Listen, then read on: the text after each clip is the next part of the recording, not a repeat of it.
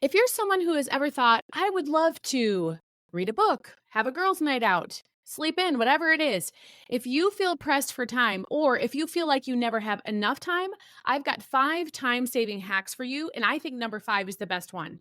So make sure that you listen all the way to the end. The thing is, with 9 kids, I get it. You're being pulled in all kinds of directions. But these 5 things are so simple and so powerful that today can be a turning point for you. And that really is the best part. You can start using these things today. And when you do, you'll look back on your day and say, man, I was a rock star today. You'll go to bed feeling accomplished, proud of yourself for so many things beyond what we talk about here today. And you'll find yourself feeling more contentment and more joy. What could be better?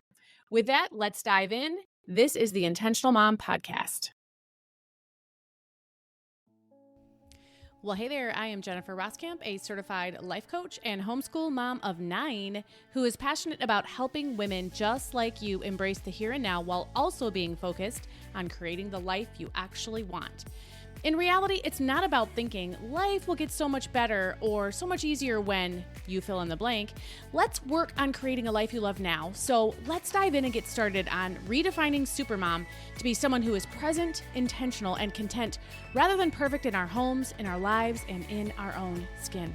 Let's get started. This is the Intentional Mom Podcast.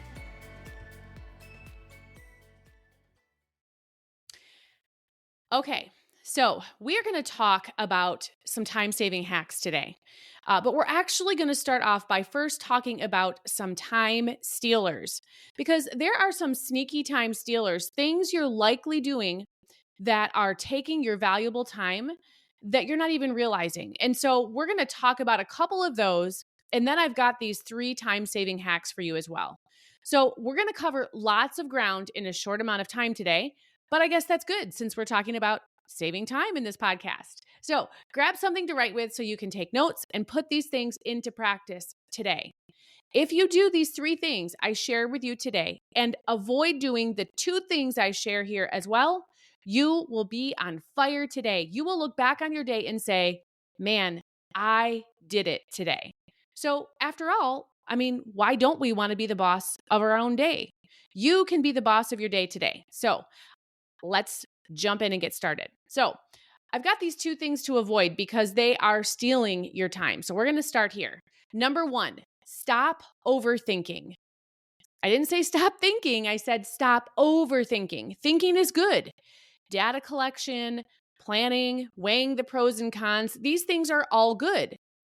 But you're likely thinking your way out of the doing.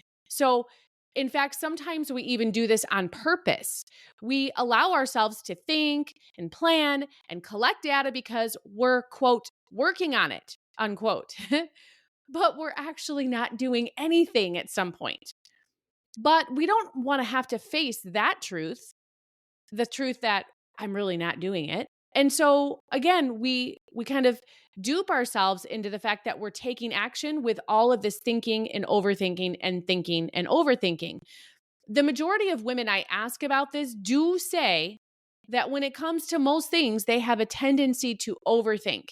So it is with this in mind that I say you're likely overthinking things fairly often, and this is wasting your time. So just get in there and do it already. That's number 1.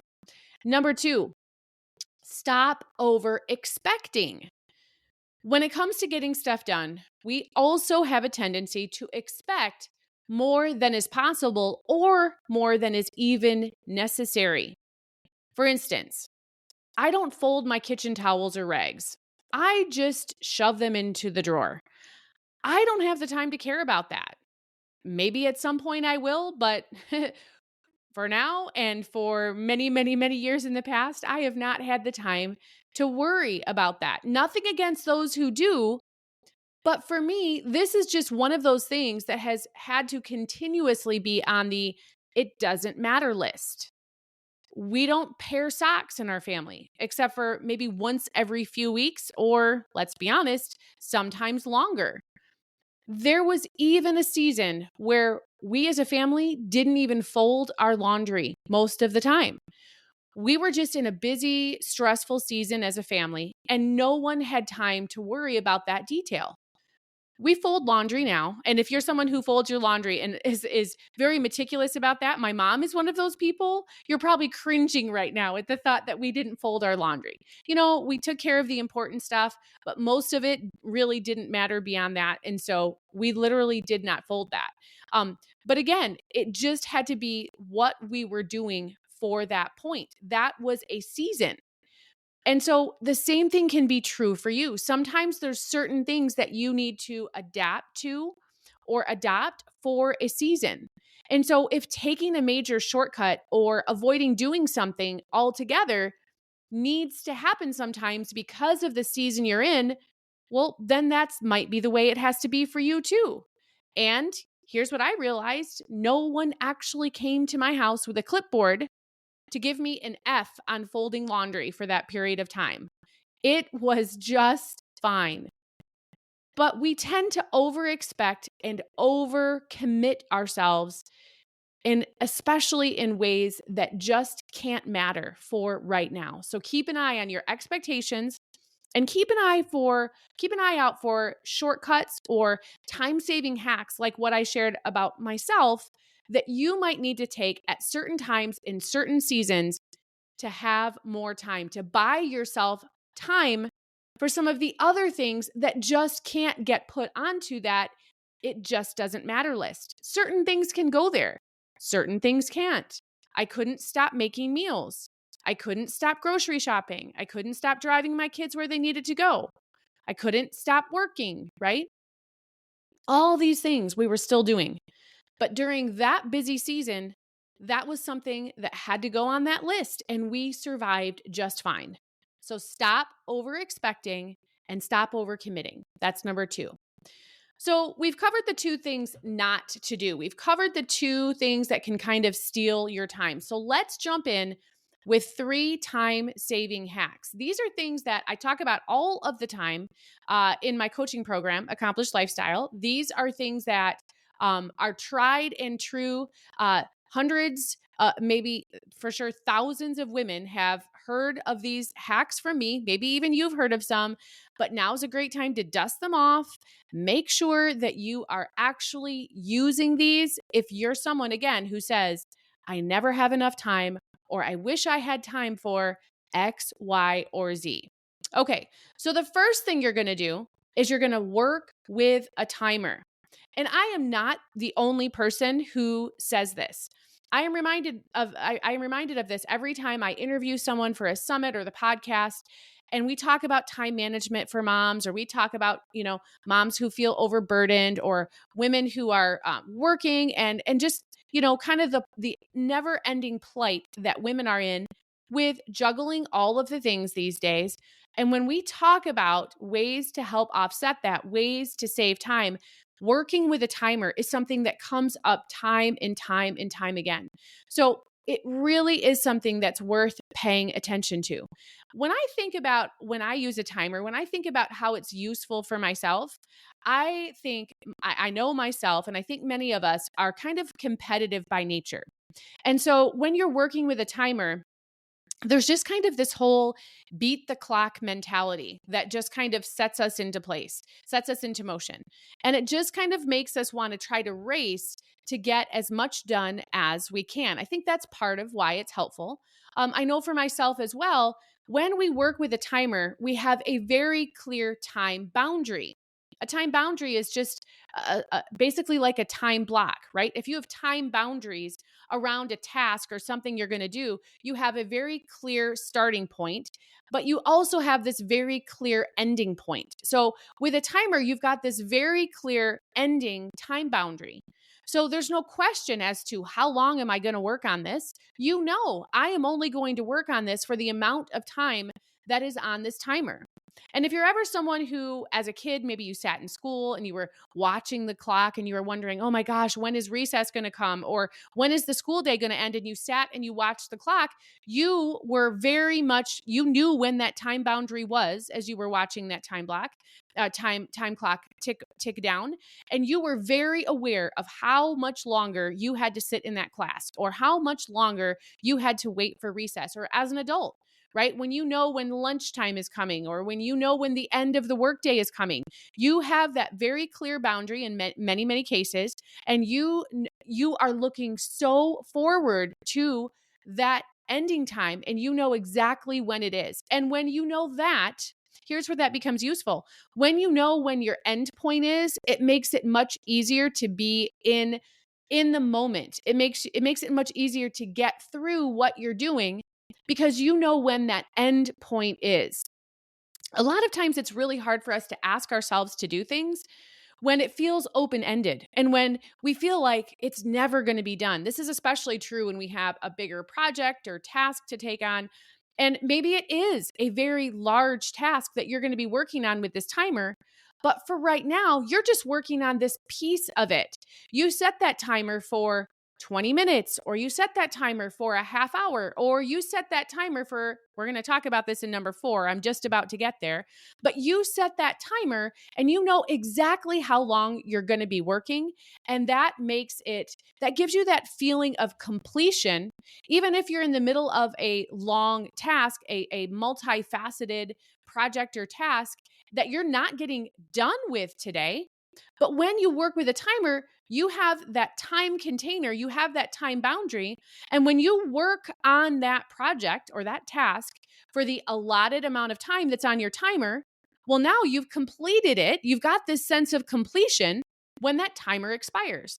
And again, knowing when we're going to be done and that feeling of accomplishment, that feeling of completion when we're done, well, those are big motivators.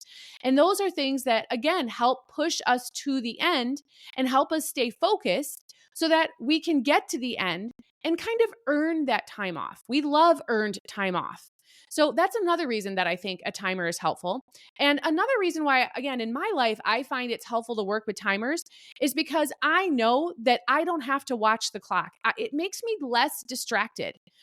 Usually when I'm working on a task, I do have a very clearly defined time container. I know exactly how long I'm going to be working on that task for. But if I don't also have the distraction of wondering how much time is done, is time up yet? And where I'm having to look back at my clock or my watch or my phone, it's just nice to know that that timer is there and it's going to tell me exactly the moment that I can be done. And again, it just helps me stay more focused on what I'm actually doing because I know, let's be real, I know when that timer goes off because I'm going to have that exact 10 minutes or whatever of working, I know that I am not going to have to work 1 second longer than that unless I choose to, because that timer is going to tell me exactly when I have completed my time container. So that's those are some of the reasons why I think a timer works, but that is one time-saving hack that is huge. And again, you can start using that today. So that brings me to the second time hack. This is actually kind of point number 4 of what we're talking about here today. But set that timer, work for 10 minutes or less. If you've never heard me talk about why 10 minutes, I'm going to share a little bit about that right now. I love 10 minutes. I've played around with all kinds of different time containers, different times of, different time limits, I guess maybe you would call them, where I have put this to the task. Now, I'm not going to say that 10 minutes is necessarily going to be the magic number for you. I would suggest that you could play around with 10 minutes, with 12 minutes, with 15, 17, 20, whatever it might be. You can play around and see if you develop a different sweet spot. But here's why I think 10 minutes is a sweet spot. By the way, you might have heard me talk about these before. I consider anything 10 minutes or less as rapid fire tasks. And I just love thinking about rapid fire. When I think about working for just 10 minutes and I kind of label it as this is a rapid fire task, that tells me, oh, this is going to be fast and furious and then it's going to be done. And there's just something psychologically that happens with that label of rapid fire task. And so if you've heard me talk about rapid fire tasks as part of the daily task list, which is a skill that we use inside Accomplished Lifestyle. And I know that I've talked about it in a lot of other places, including here on the podcast as well. But this would be if all you're doing is setting your timer for 10 minutes, you are completing rapid fire tasks all over the place. And those are tasks that feel so good when you accomplish them. Okay, but here's kind of where I think 10 minutes becomes such a sweet spot for me and many others as well. 10 minutes, number one, it is also amazing what you can get done in 10 minutes. Let me just say that. You might think, how much can you actually get done in 10 minutes? There's quite a lot. In fact, for 30 days, I was doing a challenge in your home over on Instagram where it was called the Power of 10 Challenge. And by the way, I'm thinking of doing this in other ways too. I'm thinking of doing this challenge on Instagram, maybe for a health focus, maybe for some other focuses as well. I haven't quite decided yet, but I have been so amazed. I already knew before that challenge how much could actually get done in 10 minutes because this is something I've been doing for a long time. But doing those intentional 10-minute home tasks, and everybody could choose their own task. I wasn't assigning, hey, go clean out a kitchen cupboard today. It wasn't that sort of challenge. It literally was a challenge that said, let's see the power of 10. Let's experience that. You choose 10 minutes. You choose the task in your home. Give it 10 minutes every day for 30 days and see how much collectively you can get done. Because we can so easily discount 10 minutes and feel like, how much can you actually get done in 10 minutes? But I'm here to say, a lot. And there were a lot of people who were taking that challenge, and they too would tell you a lot can get done in 10 minutes. But here's why I think it's kind of a sweet spot. Focus, right? When we are working on anything, it requires focus. And focus is one of those things that we really don't have for that long. Most people, myself included, if we are giving it 100% effort, whether we're talking about something we're using with our brain, whether the task we're working on is a thinking task, or whether it is a more physical task, a more doing task, 10 minutes to give it 100% our all, that is a pretty good limit. And we can find ourselves, again, we're still working on the thing, but after 10 minutes, now suddenly our efficiency is starting to lack a little bit. Again, not necessarily because we're doing anything wrong or because we're allowing our attention to shift elsewhere. It's just kind of the way we are as humans. When you go all in 100% effort, 10 minutes is a lot. You're going to expend a lot of your brain power or a lot of your physical energy in 10 minutes when you're going all in. And so I find 10 minutes is part of why 10 minutes is the sweet spot, is because it really is a good length of time that you can be pretty sure that you're going to be able to give it 100% and you're not going to start losing steam. But if you go longer than that, it could very well be that you could start losing steam. So I feel like for focus reasons, that's why 10 minutes is really effective. Another reason I think 10 minutes is really good is because we tend to easily get distracted. Again, these distractions happen in all ways, right? A lot of times they're external distractions, right? If you're a mom at home with kids, 10 minutes, that's kind of a long time sometimes when you think about being interrupted or distracted by someone at home. This happens at work too, right? If you're at work, right? A lot of times you can be distracted, you can be interrupted by someone.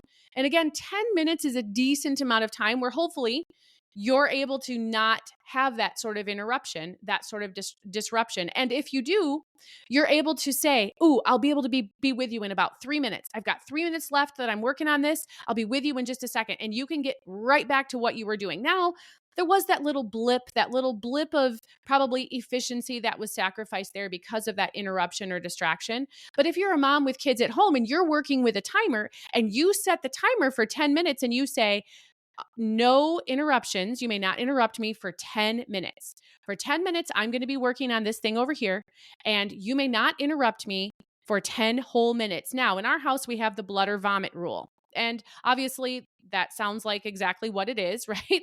If someone is bleeding or if someone is vomiting, you may interrupt me. But aside from that, if it's not blood or vomit, You may not interrupt me until this timer goes off. And most kids, no matter their ages, are able to abide by that. Now that they might be sitting there watching the time tick down because they're just bursting at the seams to tell you something or ask you something, but that 10-minute timer can work really, really well. So I do also find that 10 minutes is pretty adequate from a disruption or interruption standpoint. And that's, again, if you push it much longer than that, and depending on your environment that you're in, again, I've got a bunch of people around me. We are a homeschooling family. Chances are, if I go much longer than 10 minutes, there is going to be something that someone is going to need me for. And so that's where I kind of have settled on that 10 minutes being a really comfortable and effective amount of time to set that timer for. So, my suggestion is you set that timer and you work for 10 minutes or less and you try it out.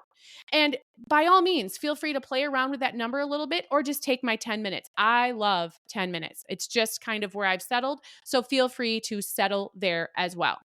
So the third time saving hack I have for you, this is technically tip number 5, and what we're talking about today is to use your pockets. What does that mean? Using your pockets means you are using every little minute of your day. You're being intentional with every minute of your day. Now hear me. I am not saying you need to be busy every single minute. You need to be doing something every single minute. You need to be doing something that yourself or most people would label as productive every single minute. I am not suggesting that you fill all of your pockets with busyness all of the time. Maybe you use some of your pockets to scroll Instagram or to nap. I have actually mastered the art of the power nap in recent months. I found, just like the 10 minutes, I found the perfect amount of time for me for a nap. That's a whole different conversation. But I'm not saying, though, that you have to fill those with things to do. But you do have to be aware of all of your pockets of time. Again, thinking back to that 10 minutes, where sometimes the question I get asked is, how much can you actually get done in 10 minutes? Well, that question can also be asked, how much can I get done in this 2 minutes? I'm just going to let this 2 minutes kind of fall along the wayside, and I'll just do whatever I feel like doing in the moment. That's not really intentionally using that pocket of time. You want to intentionally choose how you are going to fill every pocket of time. If you are someone who says, I never have time for X, Y, or Z, or I wish I had time for this, that, or the other thing, and you aren't filling all of your pockets, I would tell you, look for all of those pockets and start putting some of those things in there. Start rearranging some of the other things that you do to perhaps perhaps be left with bigger pockets of time that you can then insert tasks and things to do, or maybe it's that productive rest. That's a whole nother conversation that I have often and we'll have here, I'm sure. But there is all kinds of ways to fill those pockets. It does not mean busyness, but it does mean don't overlook, don't discount, don't give away time that you would rather use for something else because you're telling me, man, I wish I had time for X, Y, or Z. If you're someone who tells me I don't ever have time for a particular thing, or I can't find time to X, Y, or Z, I'm going to ask you, have you filled all of your pockets? And if you haven't, there you go, right there. I've just helped you by just asking you a question. So use all of those pockets of time. By the way, probably one of the first things you're going to have to do in order to know if you're filling your pockets is to do like a time audit. It's to create like a time log and kind of track your time for a while. Track all of those moments. Where are they all going? You can't manage your time better and save time if you don't know where your time is going. So that might be the first step that you have to take. But it's all about filling those pockets of time every little minute with the things that you intend and want to fill them with. That's what it's all about. So all of the 5 things that I've shared with you are things you can do today. So I challenge you to these things. Number 1, stop thinking about something you're supposed to do and just do it instead. Number 2, make sure that your expectations are realistic for you today. What does this need to be today in order for you to work on this? Then set a timer to work for just 10 minutes and get working. And finally, look for any pockets. I challenge you to find 2 pockets that you would have glossed over otherwise and use those intentionally. Fill those with something that you actually want or need to fill those with today. Again, rather than just dismissing those and letting those fall off the radar. So that's what I had for you today. I will look forward to talking with you again in the next episode when we talk about something really, really at the heart of many, many women. So until we talk again, have an amazing day. All right, so you have to take action on those things that I just told you to do, those steps I just told you to take. But let me tell you first about what we're going to be talking about next time on the Intentional Mom podcast. So, next episode is our Ask a Life Coach episode, where we'll be talking about what it's like to deal with the fear of failing and especially when this fear can paralyze you from taking any sort of action. We're going to talk about how to look at that, how to reframe it, and how to move forward from it so that you're not stuck, paralyzed on the starting line. Until next time, have an amazing, intentional day. We'll see you in the next episode.